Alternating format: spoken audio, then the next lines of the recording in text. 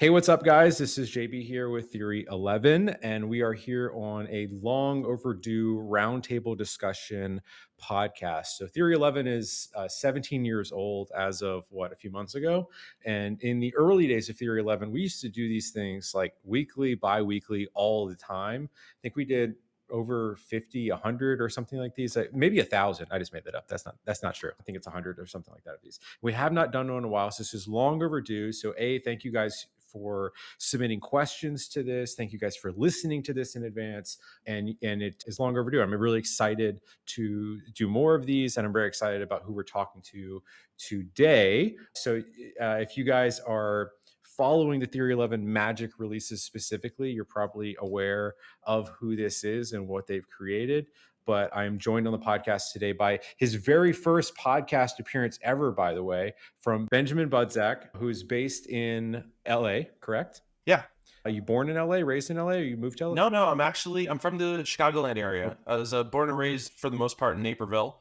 And then I moved out to LA in 2008 to work in the television business. And I told my parents, as long as I can afford to live out here, I'm going to stay out here. It's worked out so far, knock on wood. Yeah, six years later, yeah? Yeah, there's a couple, Awesome. something like that. Awesome. Does it feel like 6 years? It's 2008. I'm bad at math, despite being a developer. So that should be 2 years. Would be, I think, 20. Yeah, because 2028 would be 20 years. Oh, wow. Oh, 2008. Yeah. I thought you were saying 2018. Yeah. Okay. Oh, no. Okay. 2008. I graduated from college in 2008 and basically just moved out here right as soon as college ended. Amazing. Yep. So obviously LA, home of the Magic Castle. Yep. Awesome. About 20 minutes away. Yeah. Oh, wow. So a lot of magic. Do you go to the Magic Castle often? Yeah. I try and go at least once a month, because I'm paying for a membership. And if I don't go, it's sort of like I'm paying for a thing that I'm not. It's like a gym membership you're not using. Correct. So I'll go. And this month has been Halloween, and every year they do just a ridiculous job of redecorating the entire place. The entire inside of the castle looked like the Pirates of the Caribbean. I'm not even exaggerating. It like there was animatronics and there was effects and clouds and so we went probably about 5 or 6 times, I want to say, just because friends of mine were like, hey, can we go see the Halloween stuff? And it's the one time of the year, for those of you that have never been to the Magic Castle, they're famously known for their dress code. You can't get into the place unless, if you're a guy, you have to be in a coat and tie and slacks and nice shoes. And if you're a girl, you got to be in a dress or, formal wear. But this is the one time of year that you can wear a costume. And that is, quote unquote, the dress code for the castle. And anytime I can wear gym shoes at the Magic Castle, I am wearing gym shoes. What was your costume? Was it a gym goer? We had a few. No. I was one of them. So there's a couple friends of mine, Felix Jones and Andy Deemer, which if you're not in the Magic Castle scene, you probably never heard of them, but they're a pair of magicians. Felix is a mentalist, Andy is a magician, and they have an act in the Peller. And we went for the member party, and my girlfriend thought it would be hilarious for us to dress up as them. So I went as Felix Jones, and my girlfriend went as Andy, and they were both there. So that was the most hilarious part. So they were honored and flattered that we were kind of giving them a little homage to them. Awesome. And then another one was I keep a couple costumes that are just at a moment's notice ready. Like one of them is Finn the Human from Adventure Time. It's basically like a shirt and shorts and a backpack. It's quick to put together. And then last night we went for Halloween, and we were 3 of the 5 members of the Scooby gang. So I was Scooby-Doo, my girlfriend was Daphne, and my other friend was Velma. That's awesome. So, that's awesome. Yeah, it was a riot. For those listening to this, we're recording this on November 1st. So it's just the day after Halloween. So belated happy Halloween to everyone in theory11 lands. We're going to try to cover a lot on this podcast. I think, first and foremost, there's a lot of questions about your background.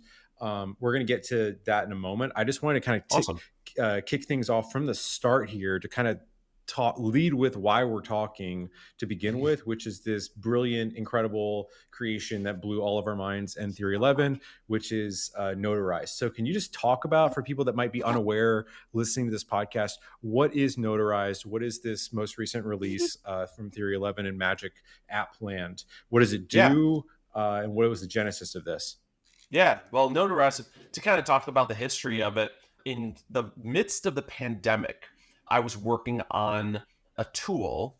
Pre-pandemic, there was a thing that Illusionists put out called Cypher. I saw this and I was like, there's got to be a way to put this on someone else's phone.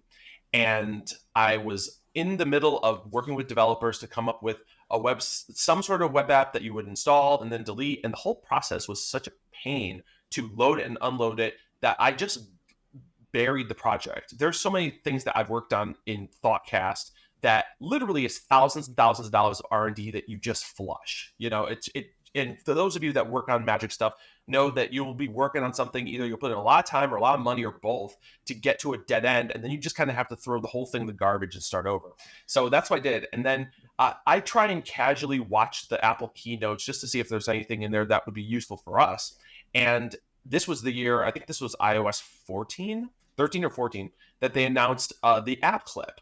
And I saw that and the light bulb went on. I was like, this is the solution. This is the perfect solution. So I started to put together the Calculon app. And I tried to add in enough, because there's all sorts of infighting in Magic about who owns what feature and what does this and whatever. And my big rule when it comes to creating Magic is, as long as you're improving the thing, it's worth releasing.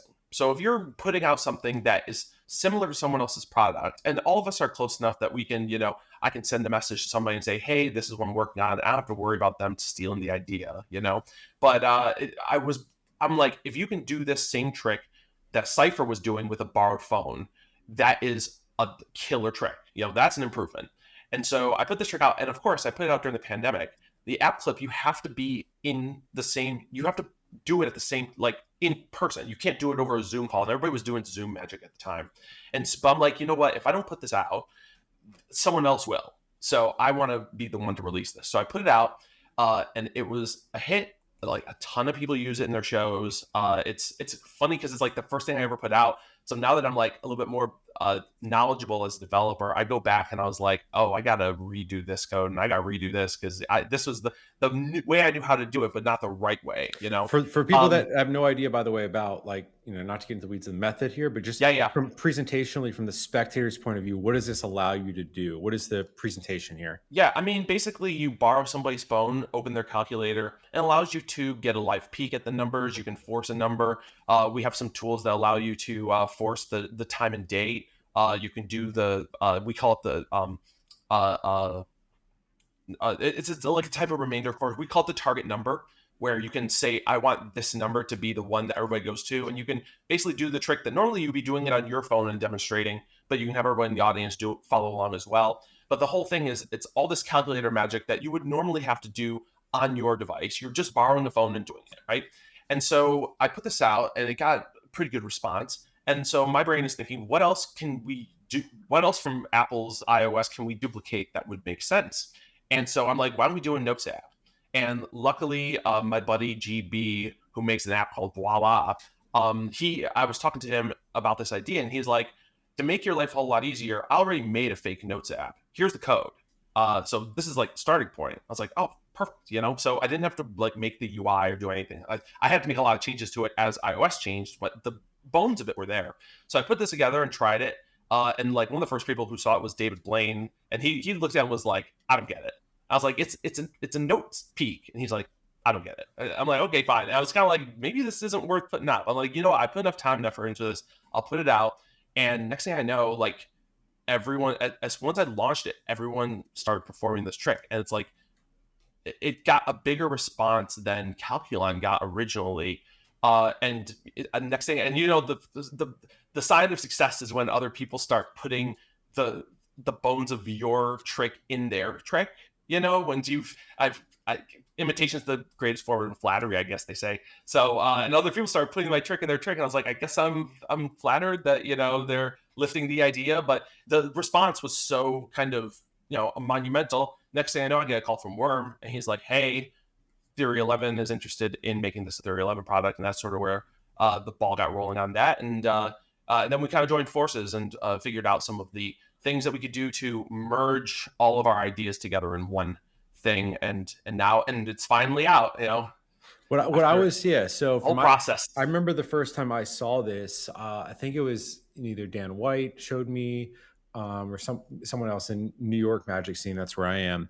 Yeah. And I'm obsessed with all things impression pads and ways of secretly getting information from spectators and peaks and things like Yep. that.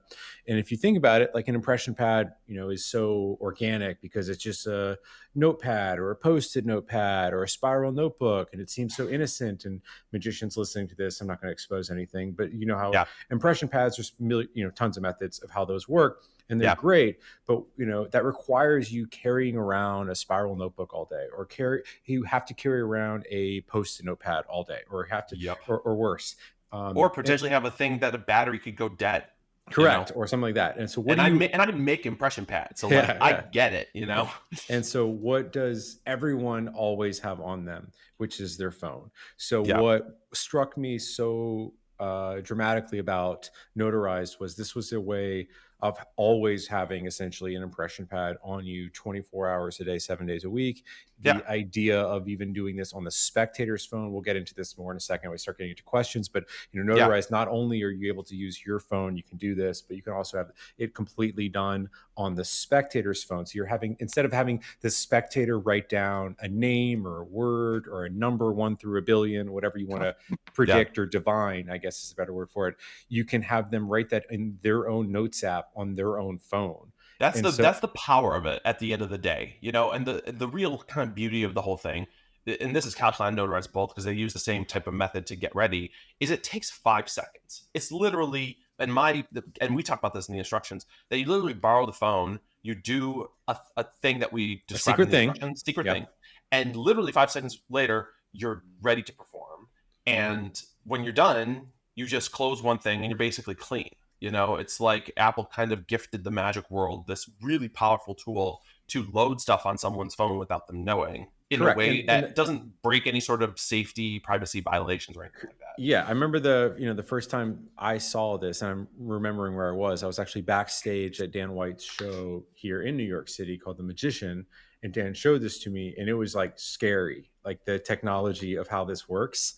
Again, I don't want to reveal anything on this, but just the fact that you're using the spectator's phone, and that you're getting this, information, whatever they want to write down, the name of someone that's close to them that you could never know, or their Yeah. favorite movie, or a number 1 through 1 billion, whatever. And you're Yeah. getting that information, and they're on their phone, is what makes it, there's so many tricks and, fake this apps and whatever else, some of which, we've worked on at theory11, but a lot of those happen on the magician's phone, which automatically injects this doubt in the spectator's mind. Like, that was amazing, but like, why do I have to use the magic guy's phone? Yeah. That's And my that's sort spectator of the phone. trend of magic apps now, is like, the magic apps that people are putting out don't do as well when it's locked to the magician's phone. And this is Correct. kind of a generality, but it seems like when you put out an effect, if you can't do it with the spectator's phone, it really isn't worth putting out anymore.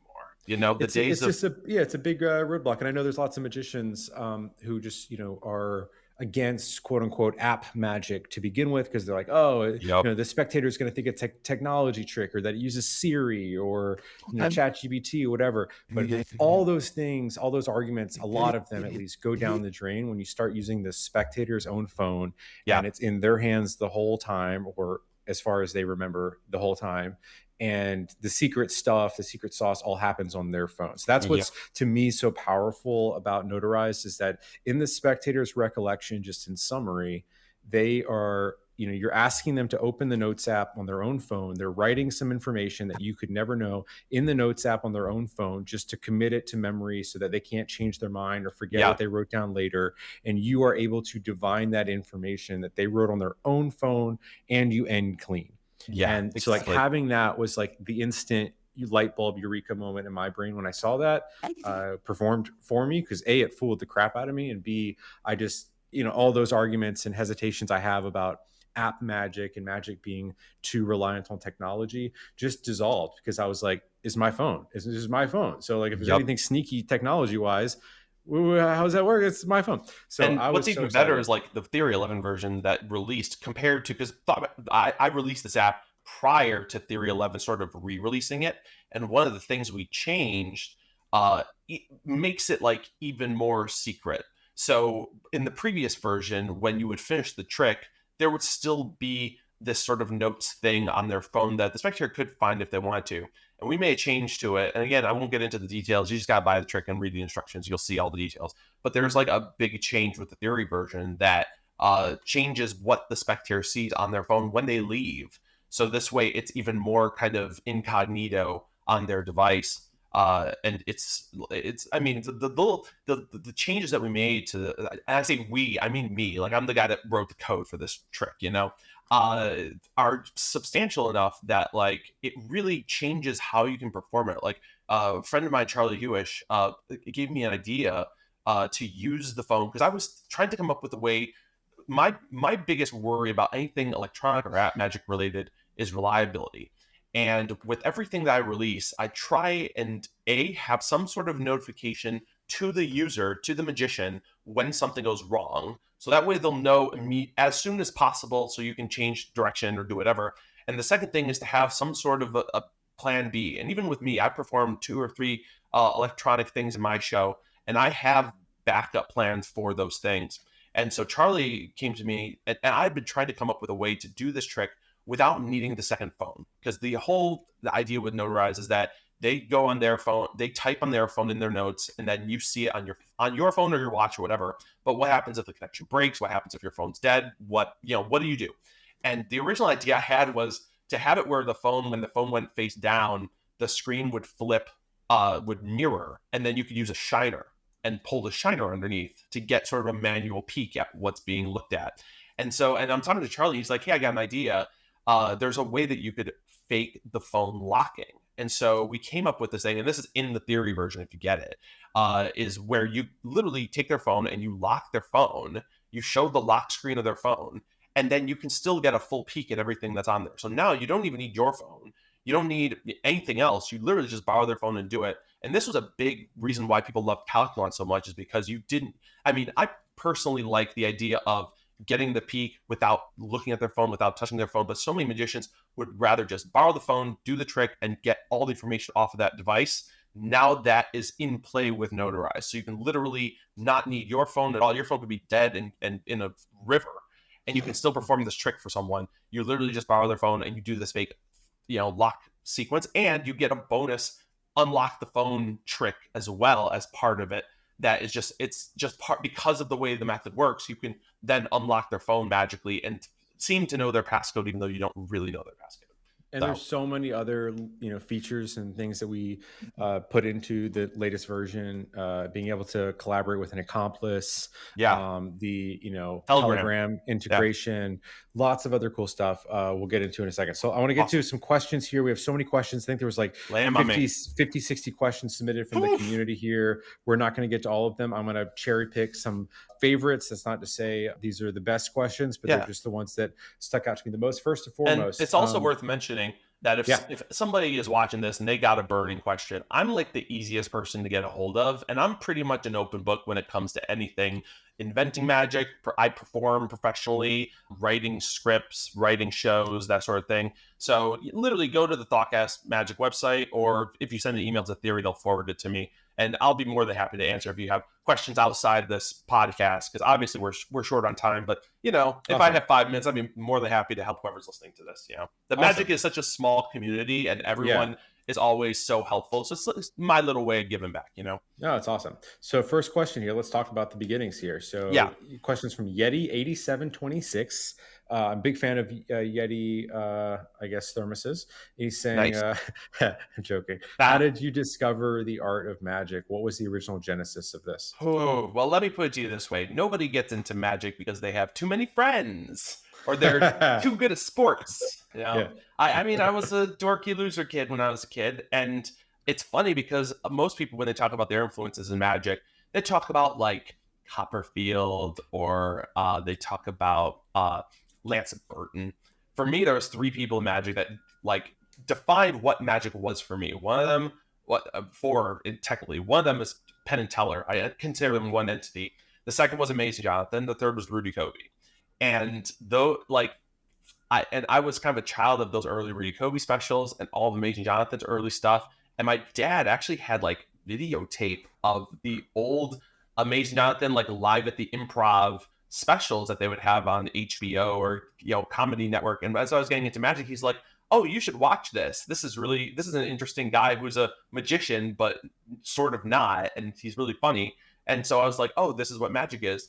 And luckily for me, I'm originally from the Chicagoland area. I'm from Naperville, and there was a magic shop in Elmhurst, Bob's Magic Shop, that I found out about. Went there once. The first time when you go to a magic shop as a kid, it's always like mind blowing that this whole world exists, and became part of their youth group of magicians and started to do that. And it really got into it when I was in high school, was going to Magic Live and things. And then when I got into college, I kind of like, I kind of psyched myself out and was like, I can't really do magic for a career.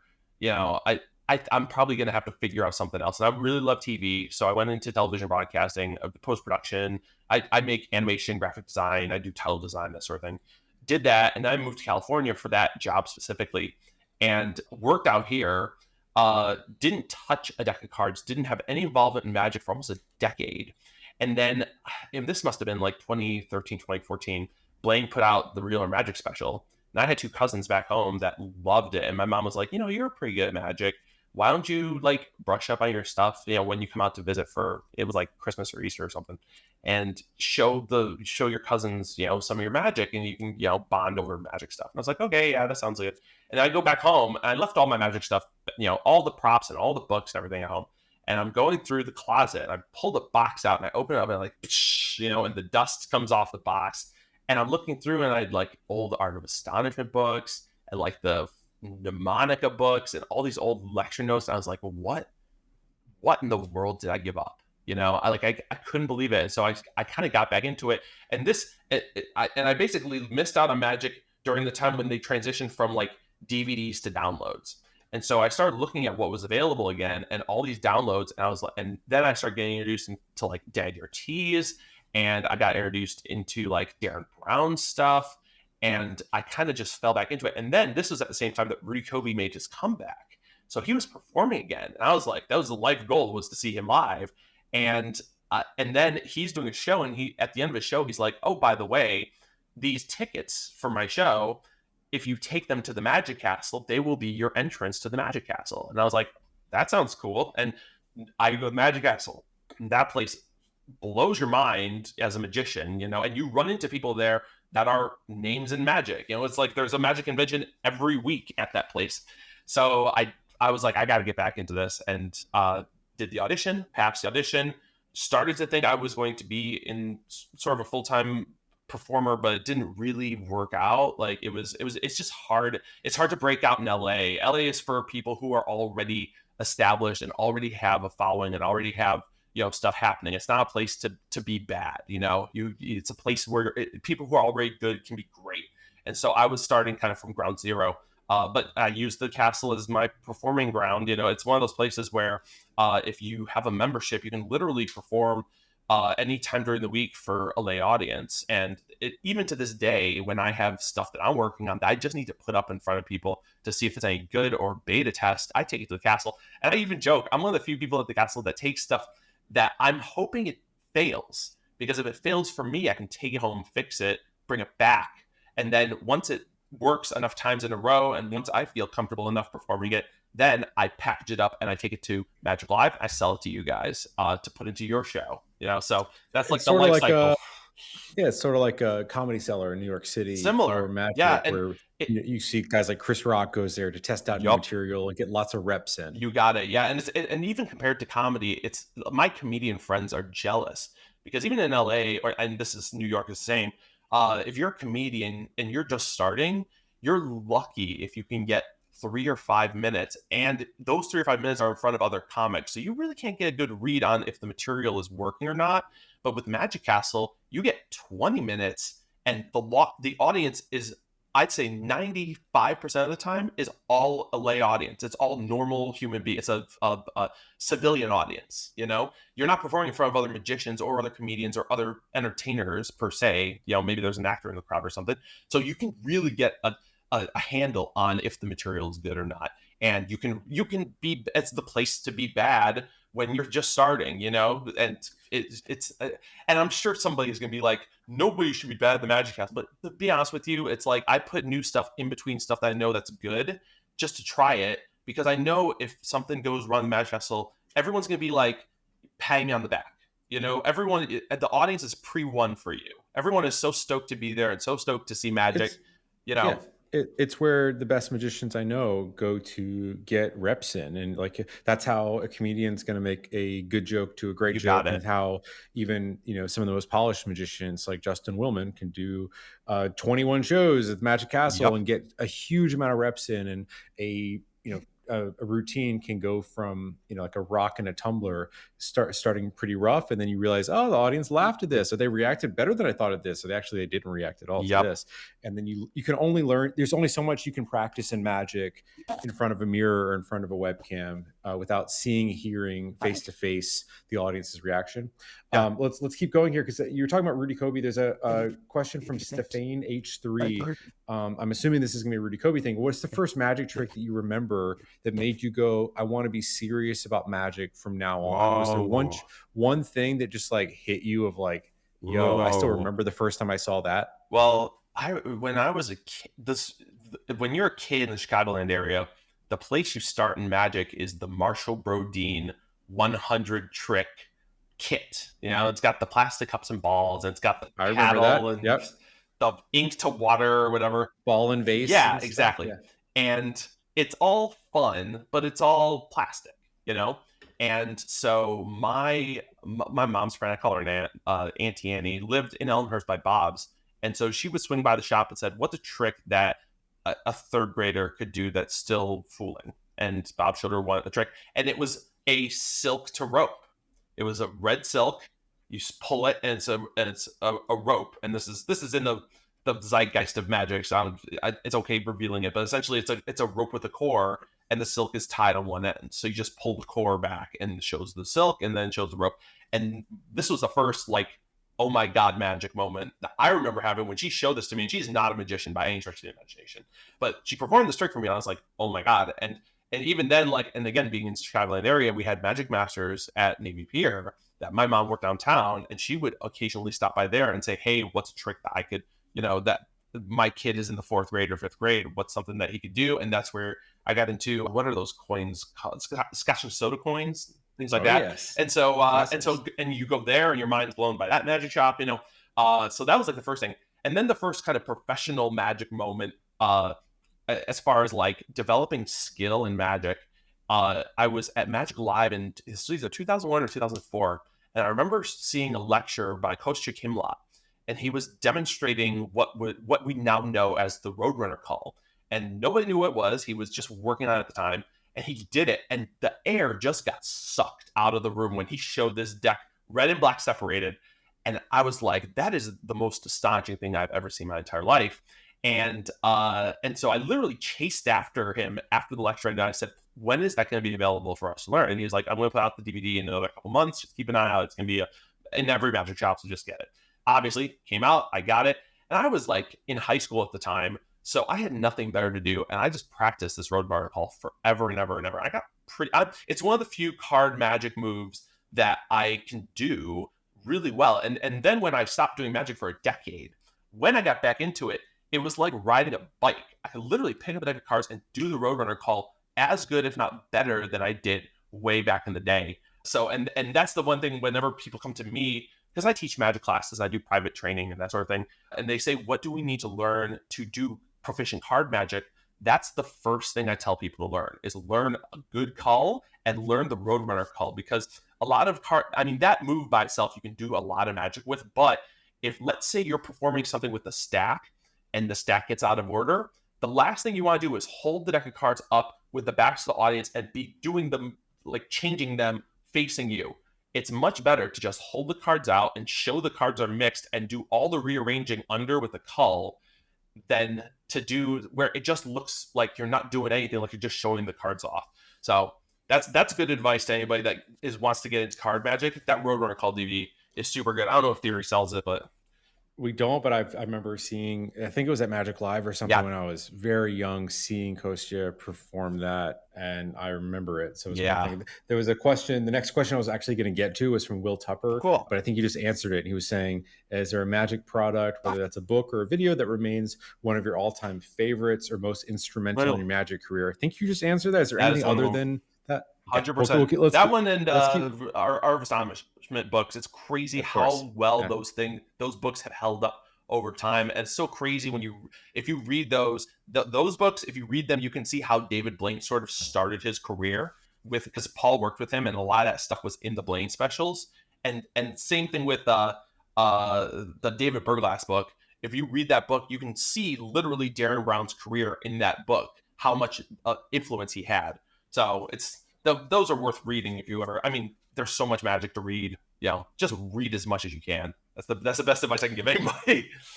Let's talk about creating. Yeah. Amit R is asking, when you're creating a new trick, do you think of the method or the medium or the end result Mm, that's first? a very good question. When I'm working on a new thing, uh, there's actually a couple of ways to go about this. The thing about creating magic is there's no right way to do it. Sometimes you see a piece of technology and you go, "That's a magic trick," and you just it's a race to get it out. Because a lot of times when you see a new piece of technology or a new feature or something like that, the thing in the back of my mind is like, I can't be the only one thinking about this.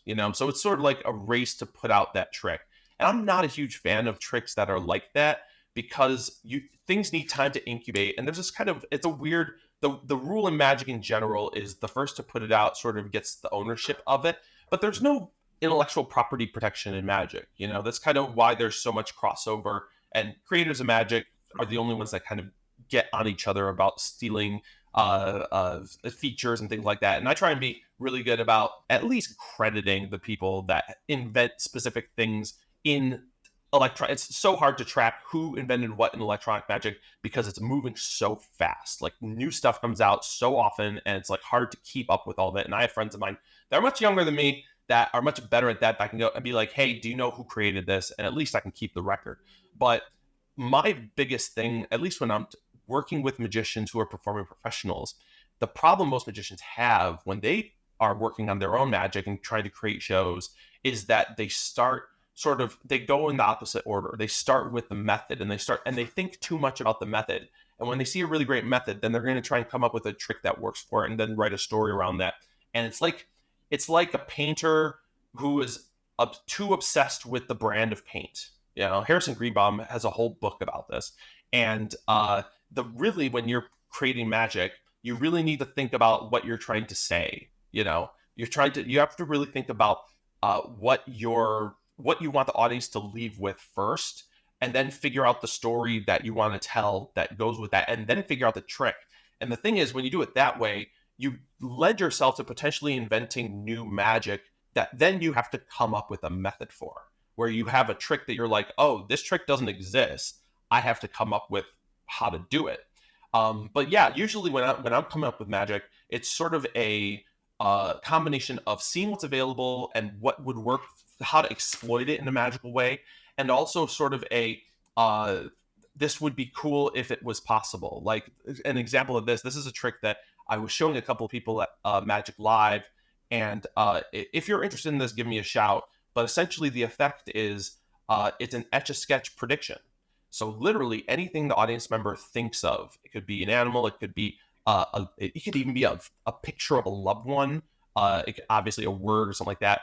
It in a box on stage, I've been in plain view the entire time. You open it up, and inside is an Etch-a-Sketch with this thing drawn on it, and you can literally give the whole thing away. You can give away the box, you can give away the Etch-a-Sketch. It's all examinable, and you literally just go and buy Etch-a-Sketches to perform this trick. And this is kind of an example of a thing where I'm like, I've always wanted to do an Etch-a-Sketch prediction, but I want to. The only real way that exists currently is one where you can't really give the unit away. Either the Etch-a-Sketch itself, it's gimmicked, or there's an overlay that goes onto it. I published a thing in Genie about sort of a transparent film that you print something on and then you slide it and it will reveal an image. But it took a couple of years and thousands of dollars later, working with mechanical engineers and software developers, Python developers, and now this is a trick that Copperfield he came by the booth at Magic Live a couple of times to come and see it, and I've been performing it in my show regularly, and it's jaws drop when people see this, especially when I go, "Here you go, this is for you, this is a gift, enjoy," and jaws drop to the floor.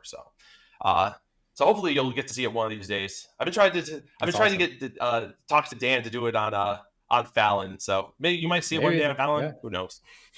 I know a guy. That is a great question. Hopefully I answered it. I don't know Me, if I did or not. no, it's a great question, and honestly, I think similar questions have come up on previous podcasts we've done, and every creator has a different answer Yeah. because everyone's process is different. There's no right way or wrong way. Some people, just like a musician, sometimes the full lyrics might come to them like you're Taylor Swift, and you just got it in a dream or something, and other times it might be just a melody, and they got to make lyrics to fit the melody, and vice versa. There's no right or wrong way. It's whatever works for you, and honestly, there's probably no one way for any one performer or creator. Even the most prolific creators, sometimes they're going to think of a great method and have to figure out what's the routine and the presentation for that, and other times they'll think of a great presentation and have to innovate a method to make that possible. Let's keep it going here. We got a few more questions in the time remaining here, a few more minutes. Farouk is asking, for someone looking to buy a new mentalism effect, routine, trick, how would you convince them to buy Notarized instead of a traditional impression pad? Interesting question for someone that also sells traditional impression pads and devices. Yes. So if you were lobbying for Notarized for sake of this question's answer, what are the advantages of Notarized, you would say, over a traditional mentalism? Well, I'll preface with this, and I do Thoughtcast Magic is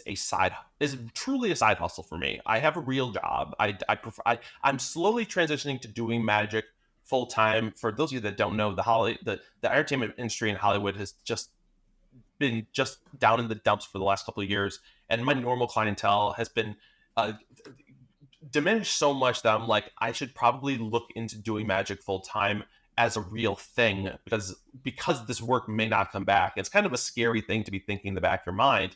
So I say that by also saying I'm like the worst salesman. I'm the guy at the magic shop that won't sell you the trick because you're not ready for it. That's kind of the way I think about magic.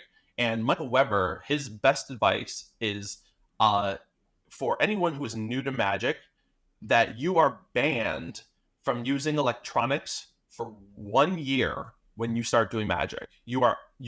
Electronics are off limits to you for 12 months, and you have to learn all of the manual ways of doing everything, because you have to develop that basis of how everything works and how to use the things that are like the traditional methods, and to develop the onstage personality first, right? Once you get past that first year, the big thing about Notarized is the fact that it's always there. You don't have to be wondering, oh, do I have my pad? Do I have my pen? Do I have my special pen? Most impression pads, mine included, require a special pen. Do I have stuff? All that stuff just goes out the window. You literally just borrow the phone. And even before, you had to have your phone ready and internet and all that stuff. You don't even need that anymore with the Theory 11 version. You literally just borrow someone's phone, do the secret thing, notes opens, and you're ready to go. And it's great because a lot of magicians do not perform full-time professionally. Maybe aspirationally, but a lot of them are really performing for their friends, performing for their colleagues, performing here, there, and once in a while. And they don't really have a sort of scripted show. They're very much kind of like improvising it and riffing and getting out of deck of cards and doing stuff, here, there, and everywhere. And this is like the perfect thing for that, because it's just ready.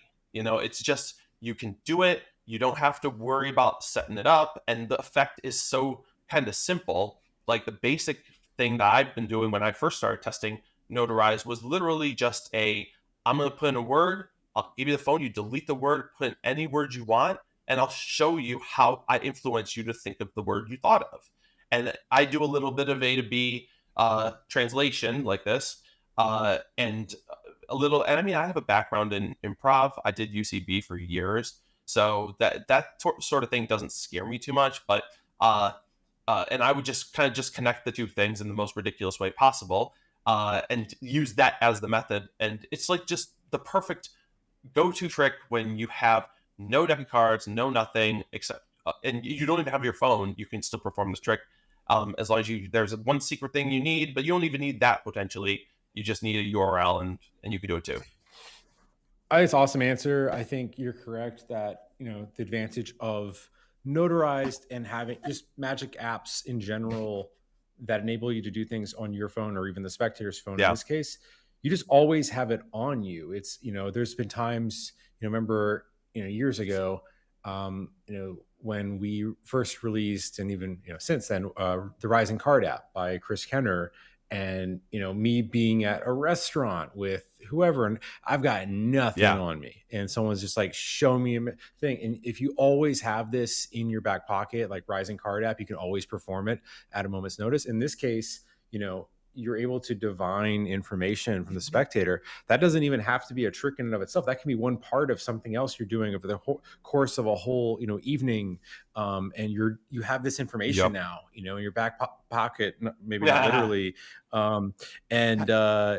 And what power that yep, gives you, it's incredible. Like you've got their loved one's name in your head, or what movie they were thinking of, or their phone number, or there's so many things you can do with this. And I think yeah, that's the other thing I love so much about Notarized is it's not like there's one trick. There's obviously great tricks, like Rising Card app is a good example. It's a great yeah, trick. It is a great trick. It's very deceptive, but it is a one routine. There's not like there's a million things and ways to perform Rising Card app, whereas Notarized isn't. You can perform it as just mind reading, mentalism, yeah, divination, but where I think it really shines in the most creative executions and presentations I've seen people using Notarized is when it's not the sole means to the end. It's like one piece yep, of a larger routine. So even if the spectator like reverse engineered the whole routine, this was just one part of the method. And in Magic, the best performances I've seen of this by like Dan White and people, it's not that they're using it as the sole method of a routine. This is like, stacking methods and they cancel each yep, other out. And that's how you like debilitatingly fry a spectator, is you combine methods, because in the spectator's mind they're always looking for what is the secret to that yep, trick, what is the secret to the trick you showed me. So if the answer to that question is there is no secret, there are secrets yeah, plural, and Notarized becomes a part of that puzzle, it's game over for the 100%. spectator. That's when they'll melt down. And the one thing that is also kind of part of Notarized too, that sort of expands what it does, is there's a thing that I released that's called actions, and essentially what actions are is a way to take any one of the Thoughtcast products. So Calculon, Notarized, the Thoughtcast app. We have another RFID product called OmniSense, and you can take the information, because essentially there's two kinds of magic apps. There's magic apps that gather information, and there's magic apps that deliver information, sort of the gathering and then the spewing out of the information. And I mean, mentalism at the end of the day is you're either putting a thought in someone's head or you're taking it out. Those are the options. And so and I wanted to make something that was sort of universal with all of our products. So we made this app that, and this is like a combination of me and another developer who helped make the Thoughtcast app what it is now.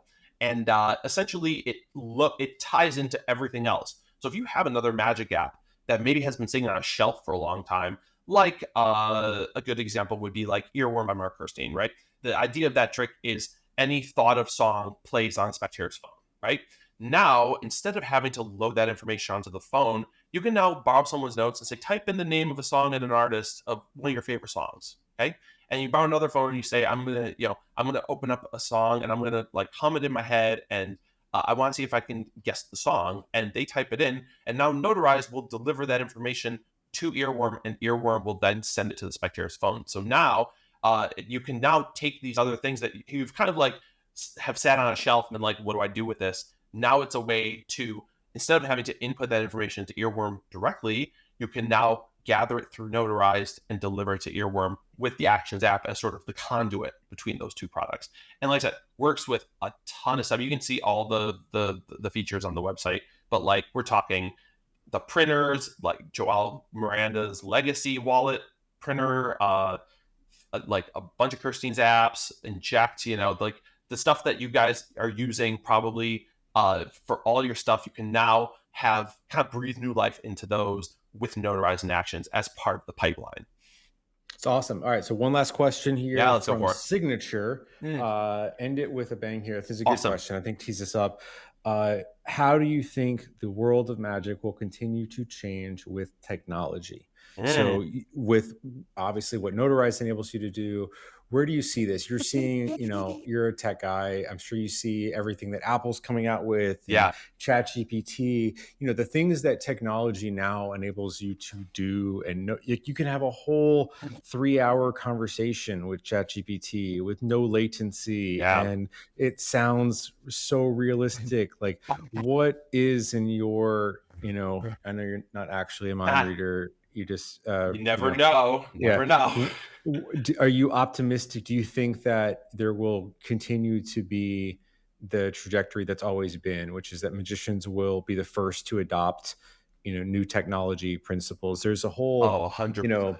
magicians have always been the first, dating back to what Robert Houdin and George Méliès. Magicians have always been among the first to adopt and really embrace new technology and not like shy away from it or be afraid of it. It's like Alexander. Man who knows? I was just about to say. Yeah, I saw the hat in Copperfield's warehouse. Like, it used induction coil technology in the 1800s. Like this thing that we use to charge our phones now, he was using back then to power his earpiece. Like, it's crazy, So do you see that trajectory continuing, or do you continuously get excited about new technology and still think like, how can I leverage that for, magical purposes? 100%. It's one of those things where it's kind of exciting and frightening at the same time, because a lot of times I'll see something that I'm like, I have an idea for this and I can't, and I don't have the know-how to develop the product for it fast enough to get it out to market. And somebody else will beat me to market, and I'll be like, that's such a good idea. The best ideas in magic are ones that you see somebody else put out and you're like, damn, I wish I put that out. That's such a good idea.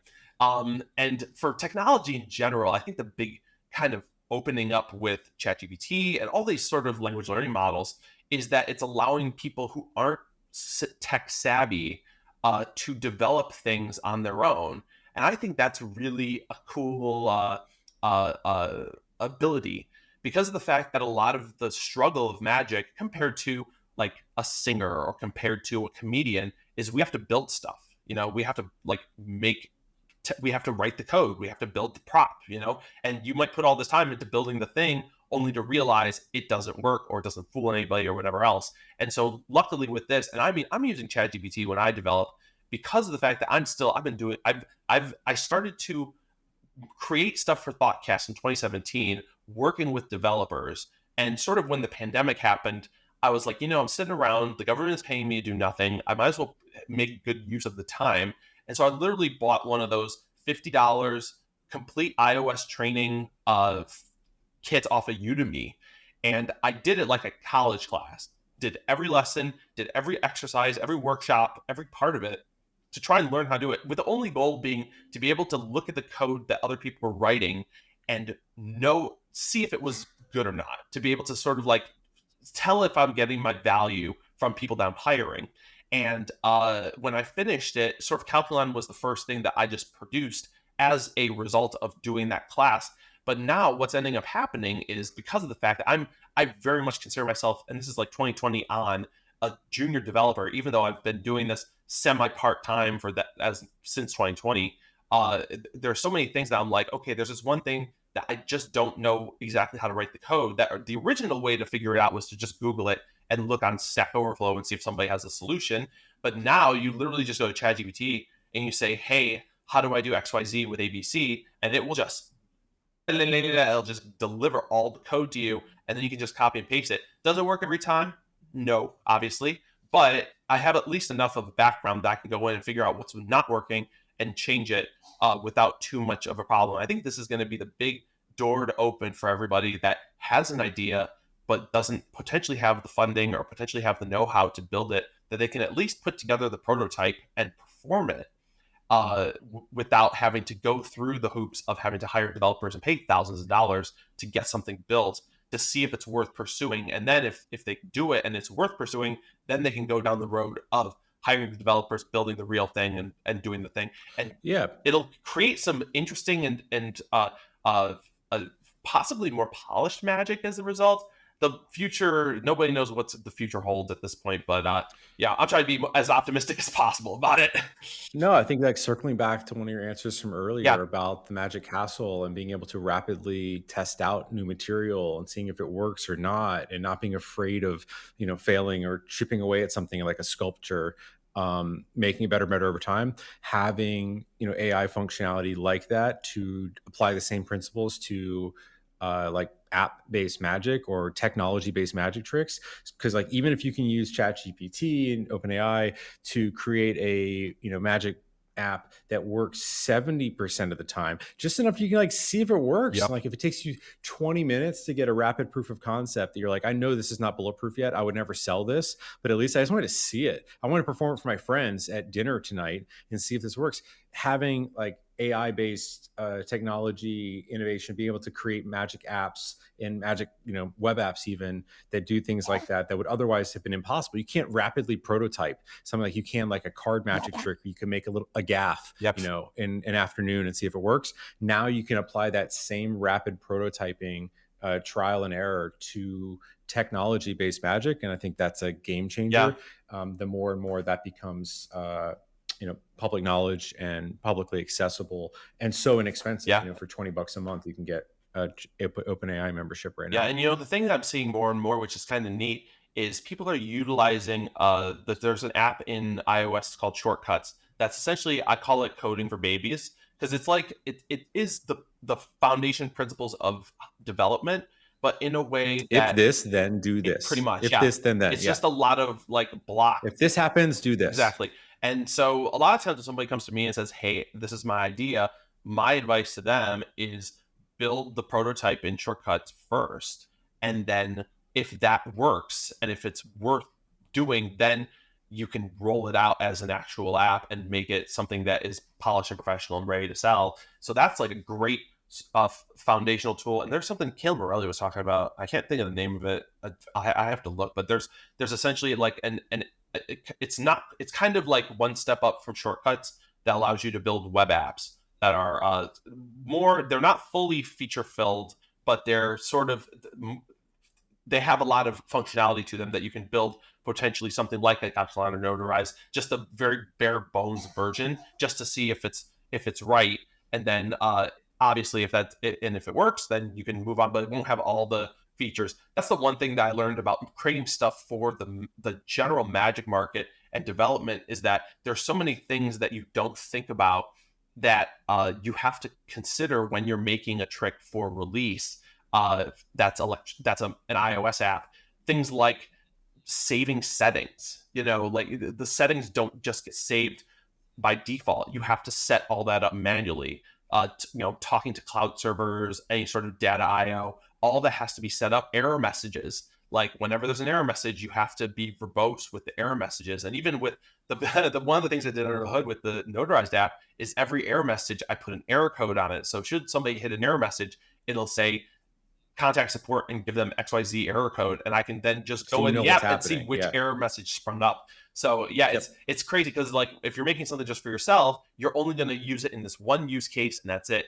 But then you make something that you're going to sell, and you give it to somebody to use, and they use it in a way that's completely unexpected, and the app crashes and it doesn't work, and you're like, oh, I didn't even think that would be a way to use it. So that's another, I mean, that's more good advice if you're looking to make magic apps, is to find a core group of friends of yours that are magicians that you trust, and have them try it out first, because they're going to find ways of doing stuff. Like Ron Pink found a way of using Telegram that I didn't expect, and I was like, oh, that's really interesting. And so we set up some sort of automatic Telegram messaging support in the app as part of it, because it was like no sweat off my back to add it, and same with like the inject support too. It's one of those things that was like, oh, this is a must have for us, and it's a little bit of work to put together, but uh there's so much functionality that's added just by being able to call an API from Notarized and send that information to